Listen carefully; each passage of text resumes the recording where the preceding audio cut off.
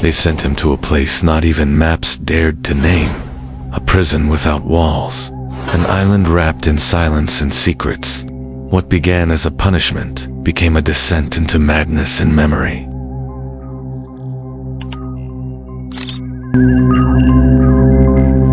The first thing he noticed was the smell, not the sea, not the jungle, but the rot underneath it. The kind that lived in the wood of the barracks, and the fabric of the old uniforms, and the skin of the men who had been there too long. Corporal Elias Brand was not a criminal, but they treated him like one. Sent from Calcutta, with chains not on his wrists, but on his orders. Guard duty at the British penal colony in the Andaman Islands was not a deployment. It was an exile. The island had no name on the maps they gave him. Just a code. Just coordinates. When he asked why he was chosen, no one answered. They just handed him a rifle and a book of rules and pushed him onto a boat with 20 others, just like him. Men who had seen too much or spoken too loud or survived the wrong campaign. When they arrived, the island did not welcome them. It just waited. The trees stood still. The air was heavy. The native tribes did not speak. They watched. From the trees, from the cliffs, from the fog that rolled in every night without wind. Elias tried not to stare back, but he felt them, even in his sleep, especially in his sleep.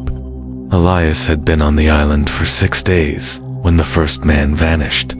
Private Morton, quiet, pale, always writing letters he never sent. He walked the perimeter before dawn and never returned. No tracks, no noise, just gone. The officers blamed the tribes, said he wandered too far, broke formation, but no one believed it. Morton was too careful. He barely left the tent. The next night the jungle changed. It no longer waited, it watched. The leaves moved without wind. The animals stopped making sound. The campfire gave off no warmth. Elias heard whispers, not voices. Whispers like thoughts with no mouth. He stopped sleeping. So did the others. The doctor began handing out opium, and no one refused it. The guards were doubled. But still the men disappeared, one by one, always at night, always without warning. Sergeant Ruth carved symbols into the walls of the barracks. He said they were protective marks, but no one recognized the language, not even the Indian interpreters. When they asked Ruth where he learned them, he said he didn't know. He said they came to him in dreams. Dreams filled with drums and eyes. Elias stopped counting the days. The island made time feel dishonest. The sun rose, but it did not warm. The moon appeared, but it gave no light. Shadows behaved like animals. They moved when nothing else did. One morning he found footprints outside his tent. Bare feet. Small. Too small to belong to a soldier, but not a child's. The toes were long, split slightly at the ends. He followed them into the edge of the jungle. Just a few steps. Just enough to see something move. Not a figure. A shape. Low. Silent. Watching it slipped between the trees like smoke. He reported it. The officers dismissed him. Called it nerves. But he saw it again the next night. Closer. Just beyond the firelight. Standing still. Its head tilted too far. Its body too thin. Sergeant Ruth said nothing. Just stared into the dark and hummed under his breath. A tune no one recognized. That night, Elias dreamed of ships sinking into green water. Of men with no mouths, screaming without sound. He woke with his hands bleeding. His nails torn. Dirt under his fingers. He had been digging, but there was no hole. Elias stopped trusting silence. It had started whispering, not in his head, not in his ears, but all around him, like the jungle was breathing words through the leaves. One night he stood watch, alone. The torches burned low, the air too thick to breathe fully, and from the edge of the trees something spoke. Not a man, not a beast, just a voice, hollow and wide, like it echoed from under the ground. It said his name. Not in English, but in something older. Something his blood recognized. He raised his rifle, but the voice laughed. Not cruel, not loud, just amused. It said the others were chosen. It said they were taken not because they were weak, but because they were seen. Then it asked him a question, a single question. Do you want to forget? His mouth opened, but no sound came. His body felt locked, as if the air itself was holding him still. Then the fire behind him flared, just for a second, bright and hot and wrong. When he turned back, the jungle was empty again, but the voice remained inside him. Elias knew he should not follow it, but he did not feel like he had a choice. His boots moved before he gave them orders, and his breath slowed as the jungle opened to him. Not like a path, not like a trail, but like a mouth wide and waiting. The leaves pressed against his shoulders like fingers, the branches closed behind him like a gate, and the firelight from camp vanished, as if swallowed. He walked without direction, only pulled by something deep in his chest, a sound not heard, but felt a rhythm, like a pulse that was not his own. After a while the forest changed. The trees no longer grew tall, they bent downward as if bowing or mourning. The air grew warmer with every step, and soon he reached a clearing one no one had ever spoken of. It was filled with stones, not carved, but placed with impossible precision, each one humming faintly, each one marked with a symbol that glowed without light. At the center stood a figure, not solid, not smoke, just shape and memory, and eyes it pointed toward the earth. And Elias dropped to his knees without knowing why. His hands began to dig, and the soil gave way like water, revealing bones but not human. They were too long, too curved, and they pulsed like they were still alive. He looked up and the figure was gone, but something had changed inside him. He no longer feared the island, he feared himself. Elias returned to camp before dawn, but no one noticed his absence. The guards stared at him like they had forgotten who he was, or maybe like they were trying to remember. When he had arrived, he tried to speak, but the words fell flat like they had no shape. His voice sounded different to his own ears, lower, slower, like it came from somewhere deeper than his throat. Sergeant Ruth approached him without looking at his face, and handed him a journal, a thin leather book filled with blank pages, except for one. The first page held a symbol. Elias recognized it from the stones in the jungle, glowing slightly even in daylight, and beneath it, a line of writing he did not remember writing, but it was in his own hand. It said, "Remember through silence, obey through memory, endure through return." He did not understand what it meant, but he knew it was not just for him. The rest of the day passed like fog, nothing real, nothing solid. Meals were served, but no one ate. Orders were given, but no one moved, and the jungle pressed in closer shadows, now cast where there was no light. And that night every soldier dreamed the same dream, a man digging, a voice singing, and bones that breathed. Elias woke with dirt in his mouth and a smile he did not choose. Private Talmor was the first to lose control, but not the first to fall. He had grown quiet for days, staring at the same tree near the eastern edge of camp, the one with the twisted trunk and the missing bark shaped like an open mouth. No one paid attention until he stopped blinking for 10 hours straight. Sergeant Ruth tried to restrain him, but Talmor broke free. He ran into the jungle barefoot, screaming a name no one had ever heard before. It was not English, not Hindi, not any language known to the interpreters. He returned the next morning, covered in cuts, eyes turned completely black, not bruised, just emptied of color. And when he opened his mouth, he did not scream. He laughed, not his voice, not his sound, just laughter that felt stolen. The others dragged him into the medical hut, tied him down, but the laughter continued, even after his mouth closed, even after he fell unconscious. Elias watched through the tent flaps, and something deep inside him twisted. He recognized that laughter, not from memory, from his dream, the one where he was digging, the one where bones breathed. Elias could not sleep anymore. Even when his eyes closed, the island stayed with him. not in dreams, not in visions, but in the weight that sat on his chest every time he breathed. The firelight in camp grew weaker each night, though no one touched the fuel. The rifles rusted faster than they should. Even when oiled, the food spoiled within hours. Even when sealed, the jungle was getting inside. Not just the camp, but the men. And not just through fear, but through something older.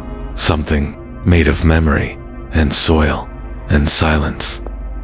Elias began writing in the journal Ruth had given him. The words came without thought. They flowed like water, like breath, like they had waited in his blood for years. Each page filled with symbols, some curved, some sharp, none that matched any known language. He asked no one about them. He knew. No one would answer. One night he wandered to the perimeter and found 3 officers standing perfectly still, facing the jungle, eyes open, not blinking, not speaking, just watching. And when he touched one of them, their skin felt like bark, not cold, not warm, just wrong. He stepped back, and for the first time, he noticed the jungle watching back.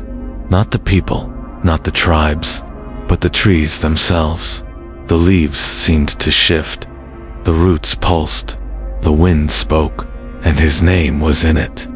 The ground beneath Elias felt soft, like it had been walked on for centuries, but no path was visible.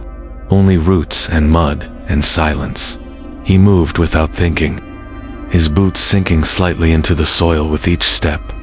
The trees seemed to lean closer, not bending from wind, but curiosity. He reached a clearing that should not have existed. In the center stood a pit, wide, deep, lined with bones, not arranged, just thrown. Bones too many to count. Skulls with jaws opened in silent screams, ribs curled like claws. Some bones were human, others were not. The smell was not of death, but of memory. Old, thick, heavy. A voice rose from the pit, not loud, not soft, but certain. It said his name. It said his purpose. Elias did not respond. He simply stepped closer and looked down. At the bottom was not earth, not stone, but a reflection of him. Not as he was, but as he could become. Eyes black, skin pale, mouth filled with soil, and the reflection moved before he did. It smiled and opened its arms. Elias did not step back. He stood at the edge of the pit and stared down into the reflection that was no longer his, but something deeper and older. And watching him from the inside out, the trees around him pulsed with a strange rhythm, like a heartbeat not from the earth, but from something buried beneath it. The voice in the pit spoke again, and this time it sounded like his own voice, but broken, like it had been echoed through centuries and carried across bones and wind. It asked him if he was ready to remember everything. Not his life, not his memories, but the truth of what the island had always known. It said he had not been sent, he had been called, and every man before him had been a shadow of the same story. Some ran, some went mad, some gave themselves to the roots, but only one would remember, and the memory would live inside him until the island called again. Elias looked up at the sky, but saw no sun, just a canopy of endless green, breathing, alive, watching. He looked back down into the pit, and the reflection reached up. Its fingers touched his chest, and he felt warmth like blood and sorrow and fire all at once. He fell forward, but he did not fall. The pit rose to meet him, and the earth closed like a mouth around a secret never meant to be told. Elias walked back into camp just before dawn, but the guards did not salute. They did not even move. Their eyes followed him, but their hands trembled, as if something in their bones told them he was no longer the same. His uniform was clean, but it had not been washed. His boots left no mud. His skin had turned pale, like bark, drained of color. But it was his eyes that silenced every man who looked at him. They were not human anymore. They were black, not from bruises or sleep or shadow, but from something growing inside him, like roots under skin. He did not speak, but they heard him, not with ears, but in the center of their heads, a voice that felt too loud and too close, even though his mouth never moved. He walked to the center of camp and stopped near the fire. The flames bent toward him like drawn to his breath. Sergeant Ruth stepped forward, but froze before reaching him. Elias raised one hand, and the trees at the camp's edge leaned in like listening. The soil around the tents began to darken. Water turned to ash. Wood cracked without heat. The air pressed down on every chest like grief. And then Elias spoke. Only one word: return. And every soldier fell to one knee without knowing why. Their minds filled with images they had never lived. Bloodless wars, endless walking, tunnels, beneath trees, stones that whispered names. The island was no longer watching, it was speaking, and Elias was now its voice. The jungle no longer waited at the edges, it stepped forward. Trees that had never moved before now creaked and twisted, as if taking breath for the first time. Vines grew faster than eyes could follow, wrapping around tents, dragging rifles into the ground, swallowing boots and crates and barrels like they had never existed. The sky above darkened, even though no clouds moved in. The sun faded like it had been pulled away from the world. Elias stood in the center of it all, still silent, still watching. Sergeant Ruth tried to issue orders, but his voice broke under its own weight. No one listened. Some soldiers ran, but only made it a few steps before the earth shifted and swallowed them whole. Others dropped their weapons and stared at Elias like he was the only gravity left. The pit in the jungle pulsed through their minds now. Every man saw it in flashes when they blinked. Skulls, fire, a single word written over and over again on the inside of their thoughts. Return. Elias raised both hands, and the wind screamed, not with rage, but with memory. It carried voices from centuries past. Languages no one had spoken in generations. The voices of all who had fallen here, all who had been forgotten. The island was remembering itself, through Elias, through soil, through silence. Nothing could stop it. Not now. Corporal Anders had not spoken in days. Not since he watched Talmor sink into the ground without a sound. But something inside him refused to give up. He loaded his rifle with shaking hands and pointed it at Elias. His breath was ragged, his heart louder than the wind. Elias turned slowly, his face expressionless, his eyes black as night. But Anders did not lower his weapon. He shouted, called Elias a traitor, a ghost, a curse. But his words fell like pebbles against a mountain. Elias took one step forward. The ground trembled. Roots surged up and wrapped around Anders's legs, but he fired anyway. Once, twice.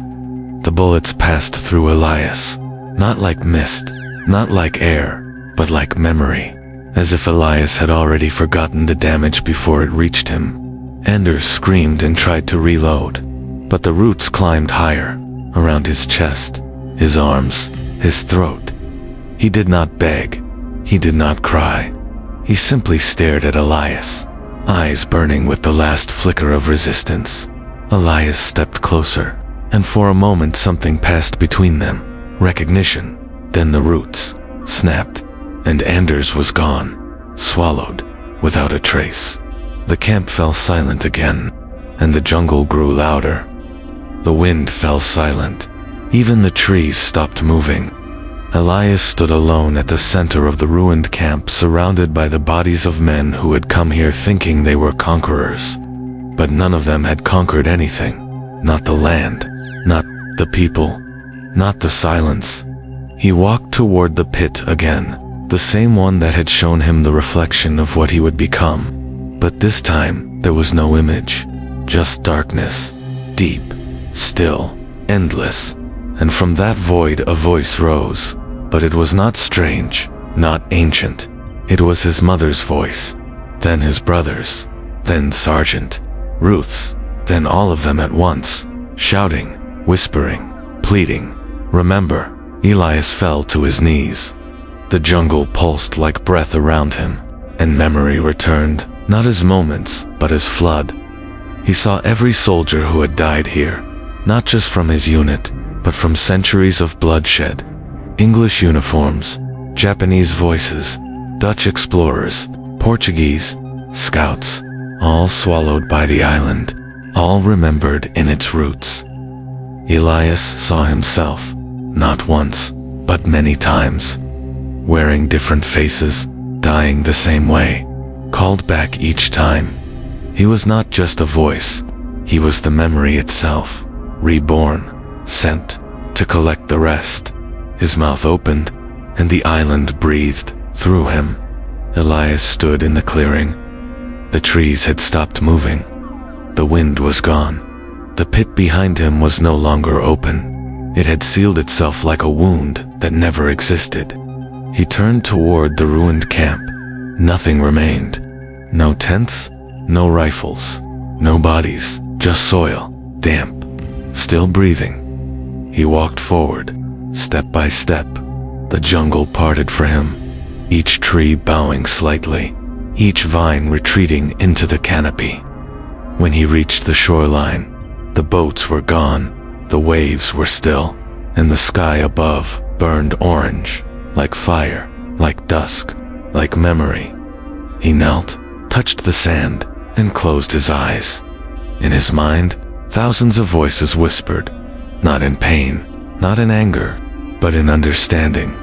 They had been forgotten, but now they were remembered, through him, because of him.